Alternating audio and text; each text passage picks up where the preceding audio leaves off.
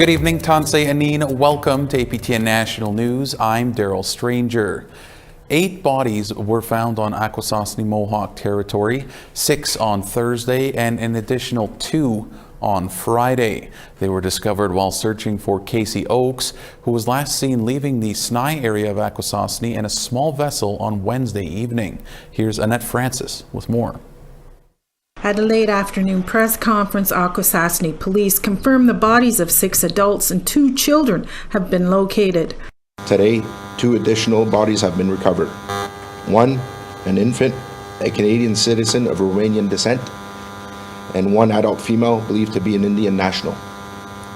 A total of 8 bodies have now been recovered from the waters. Earlier in the day, Deputy Police Chief Leanne O'Brien confirmed the tragedy to media. She said Oak's boat had been recovered, but is small and wouldn't be capable of transporting too many people safely. It was a small vessel, like described in the media release yesterday. Very small, nothing fancy, probably used for fishing, but at this time, we don't know what it was used for. All we're saying is that we located it yesterday in the vicinity that we located the bodies. According to O'Brien, the search for Oakes continues. She said there has been an increase in recent months of individuals trying to use the St. Lawrence River to cross illegally from Akwesasne into the United States. Since January of 2023, we have 48 separate incidents. But O'Brien said this has nothing to do with last week's closure of Roxham Road, a place on the New York-Quebec border popular with migrants. This has nothing to do with that closure.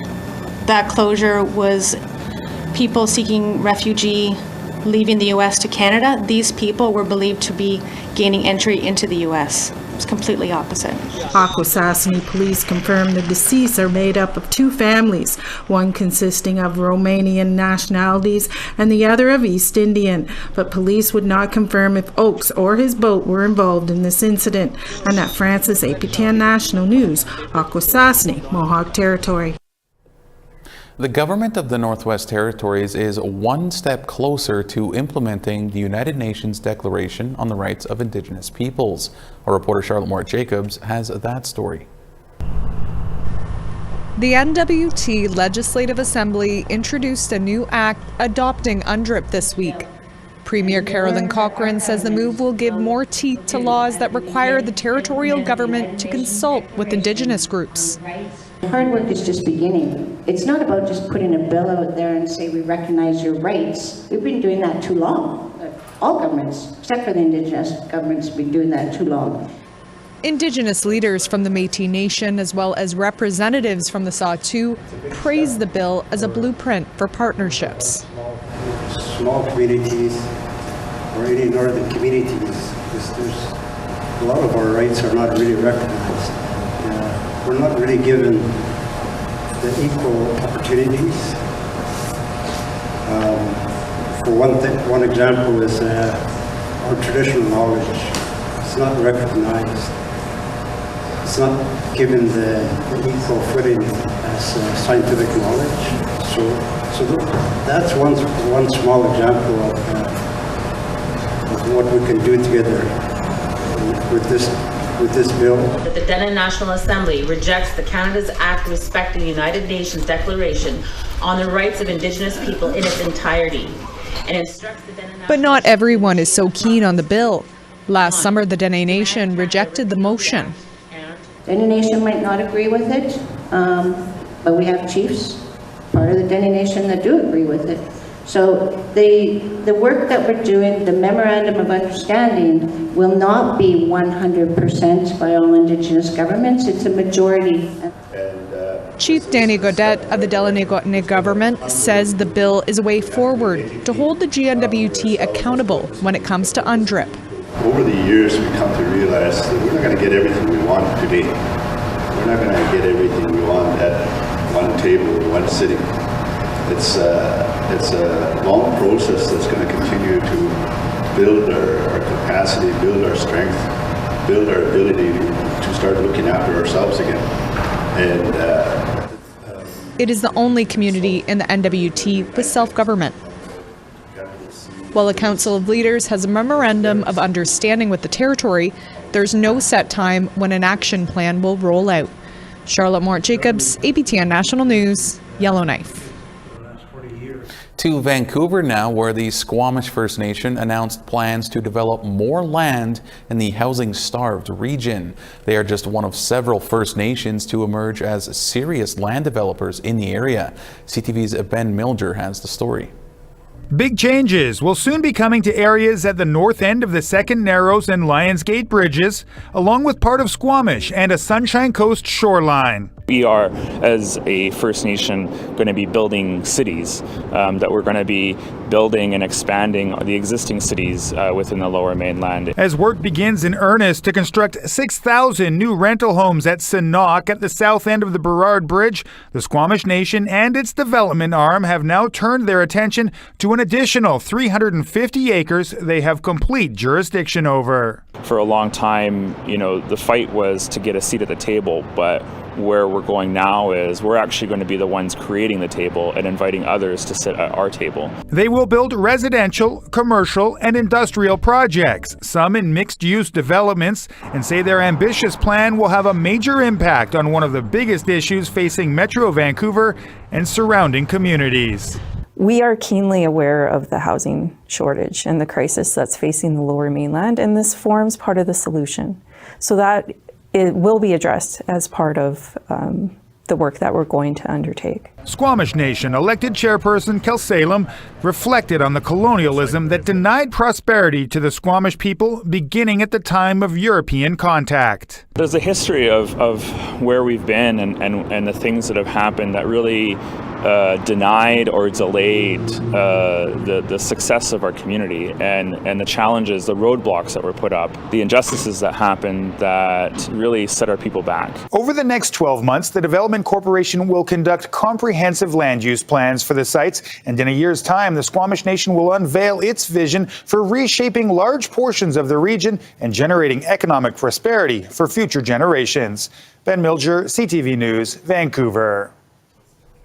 We have to step aside for a moment, but still plenty more news to come in just a few minutes.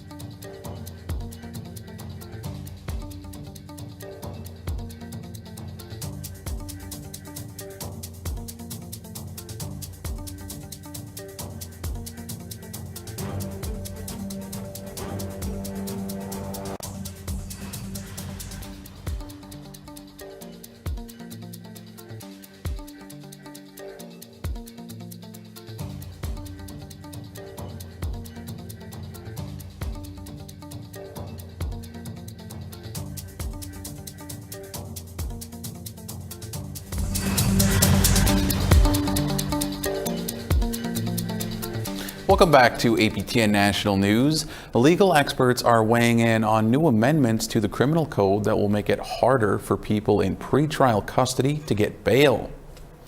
Earlier this month, the federal government pledged to reform parts of the criminal code. Those reforms are targeted at repeat violent offenders, especially those facing firearms-related offenses. The Canadian Council of Criminal Defence Lawyers Representatives spoke about bail reform with the House of Commons Standing Committee on Justice and Human Rights. They warned that harsher bail restrictions will only further harm legally innocent people and marginalized groups. And for more on this, I spoke with Ottawa-based criminal defense lawyer Michael Spratt earlier. Michael, thank you so much for being here today. On Monday, you said pre-trial detention is punishment of the worst kind. Can you explain to our audience why you said that? Well, there's, I think, two main reasons why that's the case. The first is sort of the technical legal reason. It's punishment before someone has been convicted or found guilty of any offense. And, you know, our constitutional principles say people are entitled to reasonable bail, they're presumed innocent, and generally we shouldn't be punishing someone before they've been found guilty. But the more practical reason, and the reason that should be disturbing for every Canadian, is that our conditions in pretrial detention are Dickensian. They're horrendous. They're conditions you wouldn't wish on your worst enemy. We're talking about violence, isolation, disease. It is truly the worst way that we could treat members of our society, and it's something that we should be deeply, deeply ashamed of. And there's so many examples of just the inhumanity that exists behind bars in Canada. Now, Michael, can you tell us how marginalized groups and people that are innocent until they're proven guilty are ultimately going to be the ones impacted by these changes?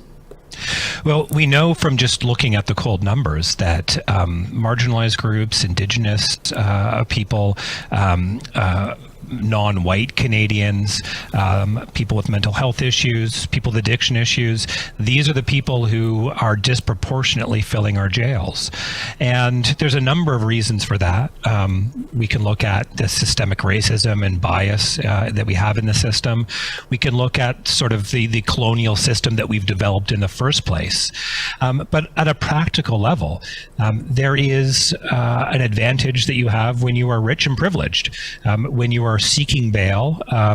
If you have money, if you have resources, if you have family connections, you can have people take time off of work to come to court to bail you out. You have the funds available to arrange private treatment or private counseling, and you have a life history that, you know, might be filled with clubs and activities and volunteer work in private schools, sort of the trappings of privilege that some people in our society have. On the other hand, if you're, you know, a working Canadian, someone who, you know, whose family can't take time off work to come over and over to court and experience those delays and miss their employment, if you haven't had that same privilege in your background, it can be harder to obtain bail, especially since behind bars, there is very little treatment. There is very little counseling. You are being warehoused. And so if you have the money and the resources and the influence to navigate the complicated rehabilitation system and arrange things privately that, you know, the government doesn't see fit to provide to even those who are behind bars, it just makes it easier to obtain bail in the first place.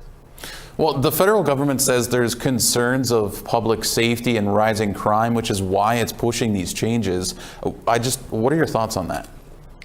Well, I think we need to take a step back and say, are those underlying facts true? There certainly has been widely reported incidents of tragedy, police officers being killed on the job, violence that we see in the communities. But when we take a step back and we look not just at isolated incidents and we look at sort of longer term trends, the incidence of officers being killed on duty is exactly the same. It's unchanged. There isn't an increase in these types of incidents.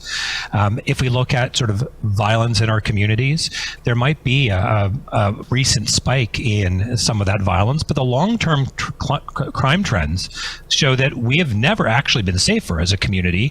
And if you actually want to look at the very short-term crime trends, we actually see some gun-related violence going down in some major centers. So we have to be really careful about how we play with the data, and we have to make sure that we do it from an intellectually honest starting point, and not a point of posturing for political gain. So I think we have to say, are things becoming dangerous? And I think that there is a debate to be had there. At the same time, we can all agree that one needless death, one instance of violence is one too many. So then we have to look at, do the policy changes that some are pushing, reverse onus bail provisions for violent offenses, or being tougher on bail, detaining more people, is that actually going to help community safety? And again, the evidence says no. When you detain someone in conditions that are inhumane, where they're sleeping on a cold floor of their jail cell, when they're forced to give birth in their cell, as has happened here in Ottawa, when they are subject to violence from correctional authorities, as we see across from the province, when they're put in solitary confinement because of mental health issues, when they're denied access to their family, when they lose their employment, when they lose their housing, when they are denied treatment at all, when they're just warehoused, people actually come out in worse place than they were when they went in. And that can lead, and it does lead, to an increase in recidivism rates, and it actually decreases public safety. So we can look at isolated examples where there may be tragedy, because no system is perfect. But at the same time, we need to take a step back and make sure we're dealing with reality. And also, we need to look at the consequences of sort of these tough on crime measures. Well, Michael, certainly plenty to think about. Thank you so much for joining us here today. Yeah, no problem. Anytime. We have to pause the news briefly one more time. A look at tonight's APTN Investigates is next.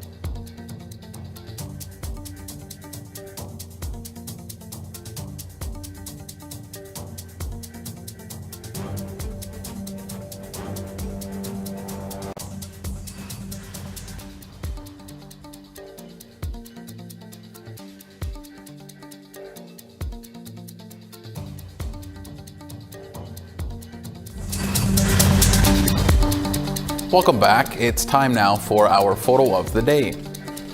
Sent in by Margaret Romaine, but this photo was taken by Elder Yvonne Kelly. This is an island in Sapaskong Bay in the Lake of the Woods area as the sun began to set. Thanks for sending this in, Margaret. That's a great photo there. Be sure to send us your photos from this weekend to share at aptn.ca, and who knows, maybe you will be our next photo of the day. And now let's take a look at tomorrow's weather forecast. We start on the East Coast, 5 degrees in St. John's and 4 in Charlottetown. -7 in Kuujjuaq and 5 degrees in Happy Valley, Goose Bay.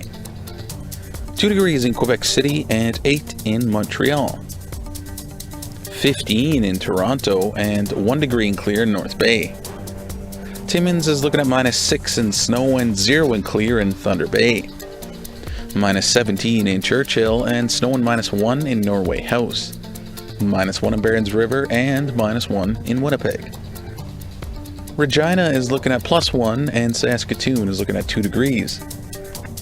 0 degrees in snow in Buffalo Narrows and -9 in Uranium City. As we make our way west, -3 in Fort Chipewyan and 4 degrees in Peace River.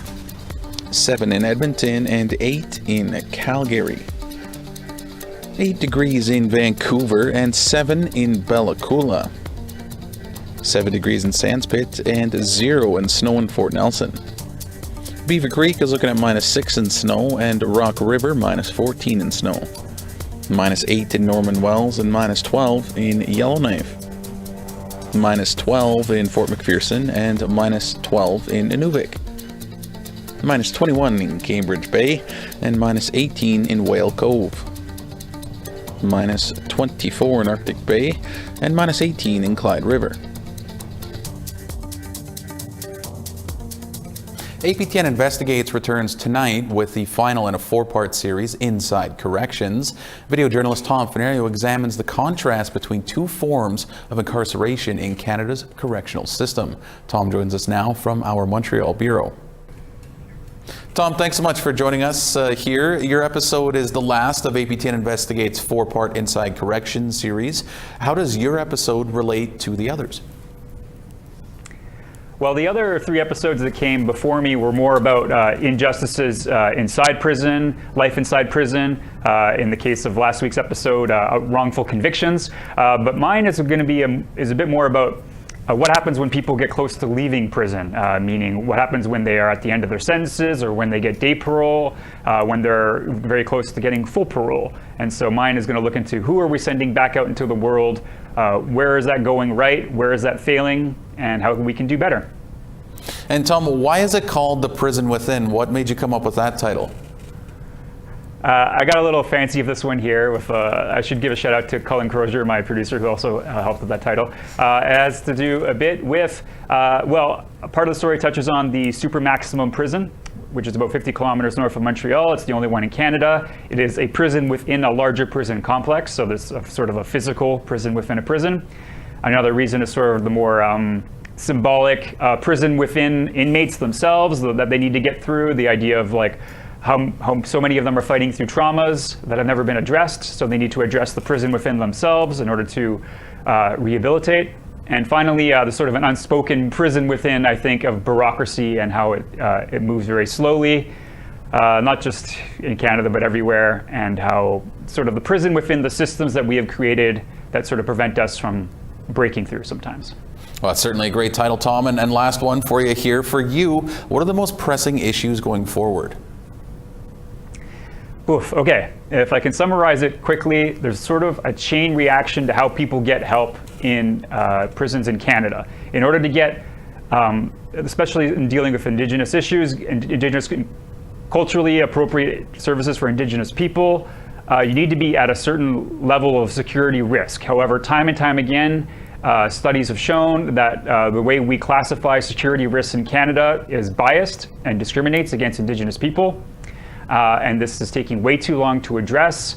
Corrections Canada has known about this for years. They have like a study going at the University of Regina. It started in 2019. It's not going to be done until 2024. Meanwhile, Indigenous inmates who could possibly be getting more help and lower security risks are not getting it. So that's sort of something I hope we can follow more not just for APTN Investigates, but for the news going forward.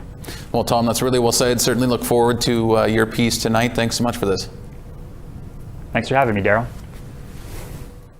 Again, you can catch The Prison Within tonight right after the news.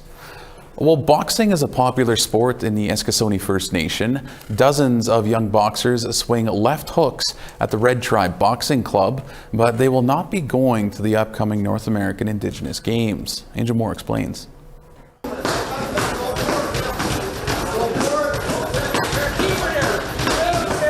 Aaliyah Young is 15 years old. She's been boxing for about 3 years, and it's good for her mental health. I love boxing because it gives me a good way of challenging my anger and sadness or anything, and the workout afterwards gives me a happy feeling. Exorian Marshall started when he was 14 years old. Now 18, he agrees boxing is good therapy. I was just like an overall bad kid, I'd say, and boxing saved me. This garage-type building in the Eskasoni First Nation houses the Red Tribe Boxing Club in Unamagi, Mi'kmaq for Cape Breton, about 360 kilometers northeast of Halifax. About 30 youth gather here to learn boxing, but they will not be taking part in the North American Indigenous Games.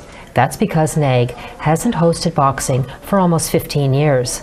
Red Tribe Boxing Club's head coach, Barry Bernard, is holding an event, also called a card, during NAG to prove there's interest in the sport. The first Aboriginal boxing card on July 19th in Halifax. It's going to be at the Halifax Forum. The building, multiple purpose building in Halifax Forum, yeah. So it's going to be on July 19th, and I hope I'm going to have about 15 bouts. So it's going to be in an open and novice division. Ivan Knockwood has been a coach for the last 10 years. He says boxing has become popular and should be included in NAG. There's a big increase in boxing throughout First Nations communities, like all over. When we go to other places, we connect with other First Nations people, and there's like more than enough talent to have it back into the games. NAG did not respond to APTN's interview request. Bernard hopes the Halifax card will prove there is enough interest in the sport. The last time they had boxing in NAG was about 20 years ago. Now I think it's about time to bring it back. And if you have enough clubs to put it together, enough coaches to put it together, it should be brought back to the Aboriginal Games. That's what I think. Marshall hoped to attend NAG, but will continue to compete. Now I just want to keep striving for greatness, and I hope my people keep doing that and having that mentality so they could keep striving with me. This July, over 5,000 athletes and coaches from over 750 Indigenous nations will compete at the North American Indigenous Games in Jabuktuk and Millbrook First Nation. Angel Moore, APTN National News, Eskasoni First Nation. All right, that's all we have for you this evening on APTN National News. Today is also National Indigenous Languages Day and International Transgender Day of Visibility, so certainly a couple of items to celebrate and raise awareness on today. For all of us here, I'm Daryl Stranger. Thank you so much for joining us. Miigwech, Kinanaskamitin. Have a great night.